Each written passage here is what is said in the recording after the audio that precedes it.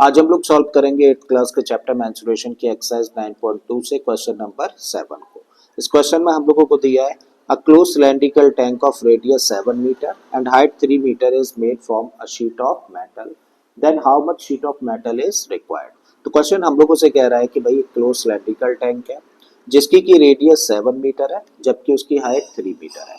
अब इसको मेटल की एक शीट से बनाया जाता है। अब क्लोज है, ये माइंड में रखना है, ठीक है। तो इसको मेटल की शीट से बनाया जाता है तो कितनी शीट की जरूरत होगी इसको बनाने के लिए। तो क्या निकालना है हम लोगों को, भाई हम लोगों को पता करना है कि इस क्लोज सिलेंड्रिकल टैंक को बनाने के लिए कितनी शीट की जरूरत होगी, ठीक है। तो ये चीज समझने के लिए हम लोग आए, एक छोटा सा हम लोग सिलेंडर चलो ड्रॉ कर लेते हैं। तो ये हम लोगों ने बनाया एक सिलेंडर। अच्छा, ये कैसा सिलेंडर है, क्लोज बोला है, ठीक है। क्लोज का मतलब ऊपर से भी बंद है और नीचे से भी बंद है। अब जब इसको मेटल की शीट से हम लोग तैयार करेंगे तो मेटल की जो शीट है वो कहाँ कहाँ लगेगी, भाई मेटल की शीट लगेगी इसके सरफेस पर जो कि अपने आप में क्या है, कर्व सरफेस, ठीक है। तो हमें क्या निकालने की जरूरत है, CSA निकालने की जरूरत है, ठीक है। बिल्कुल इसी तरीके से भैया ये वाला जो सरफेस है वो भी कवर होगा जो कि अपने आप में सर्कल है।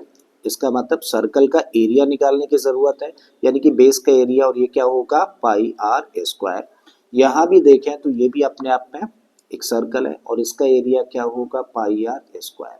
तो अब अगर हम लोगों को ये पता करना है कि मेटल की कितनी शीट लगेगी तो इसका मतलब हम लोग क्या निकालें, भाई CSA में प्लस करते हैं टॉप और बॉटम के सरफेस को, या फिर कह लीजिए कि इसका टोटल सरफेस एरिया फाइंड कर दीजिए, ठीक है।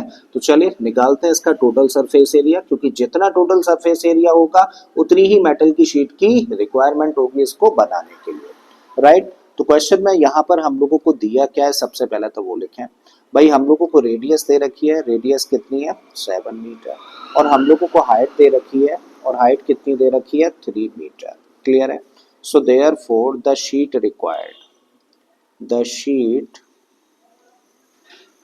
required equal to the TSA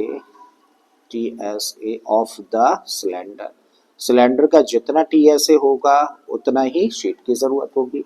और एक सिलेंडर का TSA निकालने का फॉर्मूला क्या होता है, भाई इसका फॉर्मूला होता है 2 पाई आर ब्रैकेट में H प्लस आर, ठीक है। अब क्या करना है, सिंपली बस हम लोगों को वैल्यूज रख देनी है। तो भाई 2 की जगह पे 2 रखा हम लोगों ने, पाई की जगह पे 22/7 रख देते हैं पाई की वैल्यू। आर कितनी है, रेडियस भाई हम लोगों को दे रखी है 7 मीटर है, तो आर की जगह पे हम लोगों ने 7 रखा, ब्रैकेट में H प्लस आर है, तो H की जगह पे हम लोगों ने 3 रखा और R 7 सेंटीमीटर है, ठीक है। तो रख दीजिए भाई।